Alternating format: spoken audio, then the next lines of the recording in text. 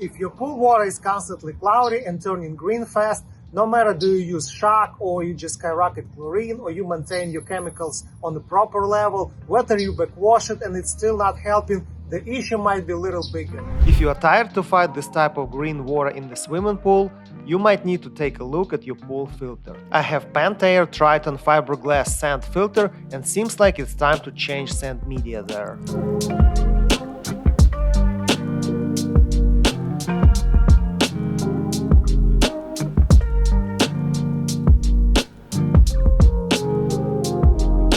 Purchased my property 5 years ago and don't have any records of previous owner replacing sand in pool filter. We go hard with the clean. Yeah. The rule of thumb is to have new sand in your tank every 5 years if you use your swimming pool seasonally and every 3 years if it's year-round usage. Also, the way how you overall care about your pool water chemistry, aka how often your filter needs to do heavy-duty work on removing algae and particles if pool was neglected, affects the lifetime of sand in pool filter. The standard guideline is to recognize when your water is eating up too much chlorine, but still cloudy, greenish, and backwashing is not helping as well. First comes first, shut off your pump.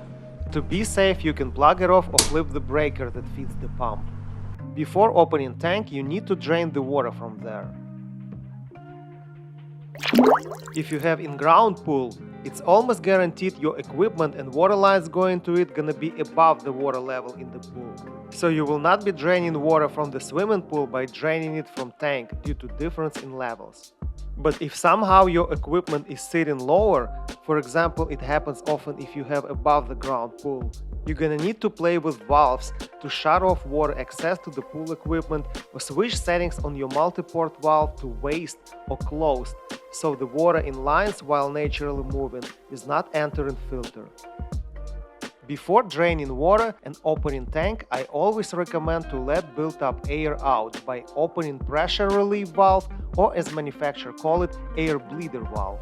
Make sure you prepare a good big container or have open ground if your filter is located outdoor, where the water gonna be running to. In my case, previous installers placed this sand filter incorrectly because it's missing the required 4 feet horizontal clearance of the walls. So I have restricted access even if one day I want to replace entire filter.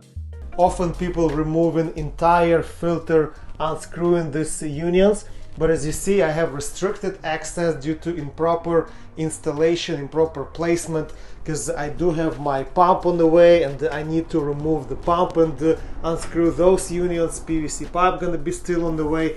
Easy peasy work to drain the tank when your filter is outdoor, so you can just let the water run on the ground. But if your tank is indoor, prepare a bigger container than the bowl I'm using.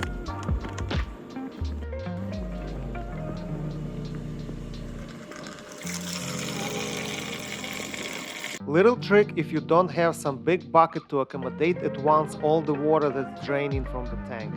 You can play with air bleeder valve, letting some air partially out and close it to stop the water running from filter.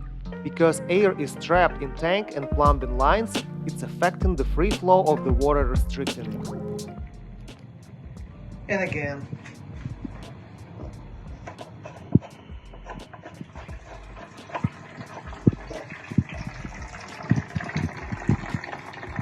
Eventually you can just disconnect entire air bleeder valve to let all the air out, because anyway you have to relieve the pressure before opening the closure on the top of the filter to make sure you will do it with ease, not fighting against vacuum. You use the wrench that had to come with your sand filter, putting it on the top of the closure and twisting counterclockwise. Unfortunately, I wasn't successful due to possible dirt and grit built up between the lid and tank, which is a common problem. Get the wood block and gently but firmly tap it with hammer while holding by the wrench handle.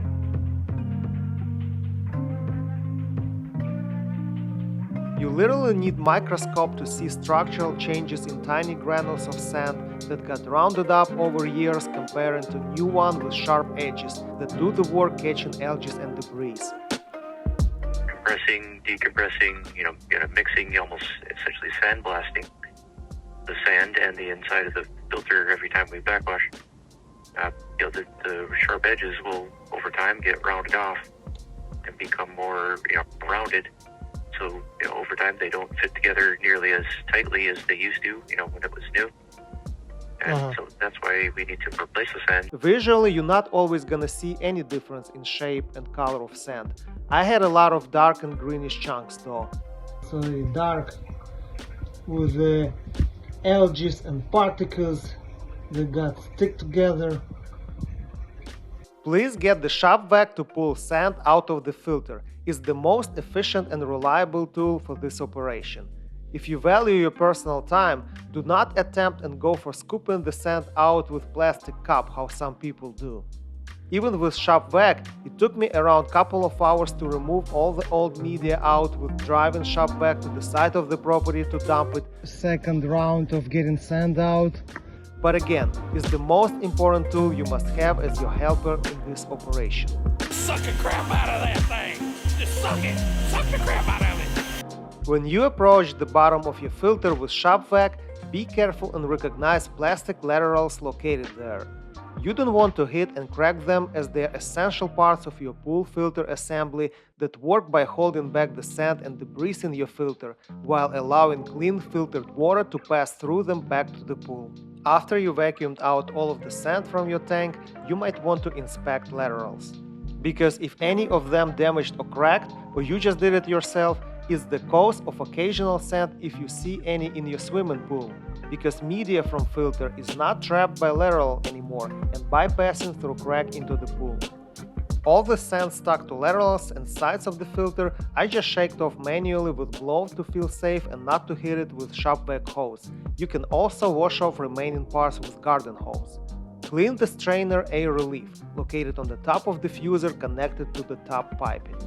Depending on the model of your sand filter, which you can check on sticker, you can find on the same decal how much of sand and what type you need to put in your tank. For my filter, I need 450 pounds of silica sand number 20 and 150 pounds of pea gravel on the bottom, or you can use all 600 pounds of only sand not using pea gravel. I called manufacturer to ask what they recommend and been told that there wasn't any testing done by them to advise having pea gravel on the bottom of pool filter instead of having all sand. Theoretically, it might increase flow rate of the pump, which is measured as gallons of water per minute moved. Like 1 or 2 gallons a minute, something along those lines. A very minor difference, but I'm sure it's measurable. There wasn't any testing done to say that something is recommended, correct? We just used sand and only sand, but yeah, if you want to save a few dollars, if it's cheaper to use the pea gravel sand together, then you can do that route, and that's no problem.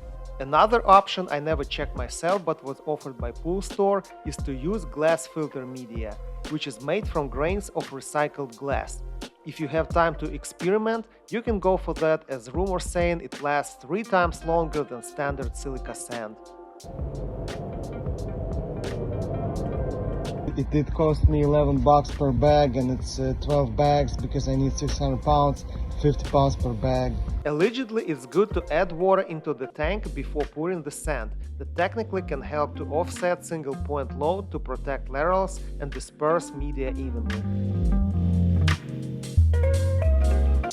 I was comfortable to distribute it manually when needed for a few times. Takes few seconds. But manufacturer confirmed that adding water first into the tank helps, so you can go this path. For the most part, if you leave the water in there, it does kind of disperse it evenly throughout there, so you won't get a big giant clump on one side.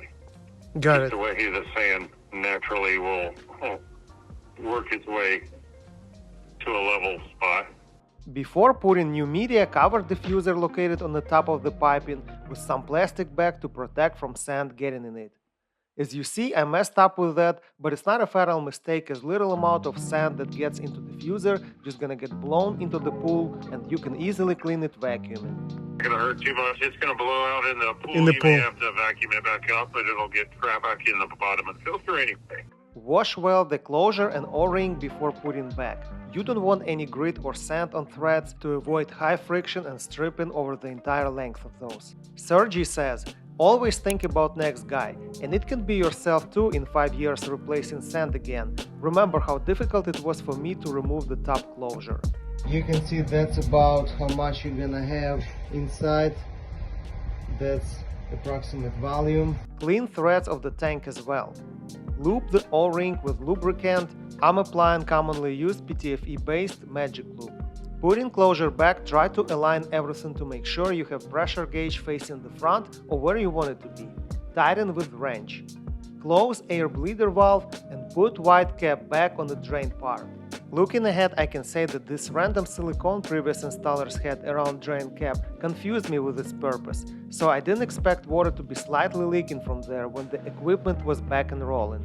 So the proper way to put drain cap back is regular plumber's approach with putting Teflon tape over the drain threads first. Hand tighten, do not over tighten. No water leak anymore. Dry as the sand in the desert.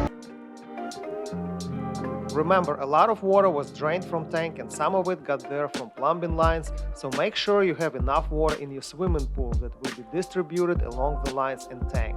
Knowing the pump will be struggling to get primed, I typically like to add water into pump strainer, or another name is pump housing. I have unlimited water supply from well, so being experienced in operating swimming pools, if there is tons of algae, debris or dirt to get rid of after pool was neglected for a while, I always vacuum it to the waste, which is the way to bypass and not exercise your filter. It does get distributed not towards the sand, but because I put the settings on the waste, it goes through the waste line down here and down where it was targeted. Backwash your pool filter first until the water gets clear, because it will be a lot of dusty, cloudy stuff first due to a new sand being washed off from all the manufacturer's particles and small debris. You want to see what it looks like? It's disgusting. I have backwash side glass to check the water to know when backwashing is complete. After water got cleared, run your filter on rinse mode. Now you're ready to test your new sand media. Switch the settings to filter mode and let equipment do the work. Add proper amount of chemicals for water balance. It hasn't been even 20 hours since I started filtration of the water with our new sand in the pool filter. The water turning kinda between the blue and grayish color. I'm not using shock, so usually that's exactly the color that the water takes before getting crystal clear. It will take just the time. 8-foot deep pool, and I'm on the very end, and you can see it's completely different story right now. You see clearly the bottom.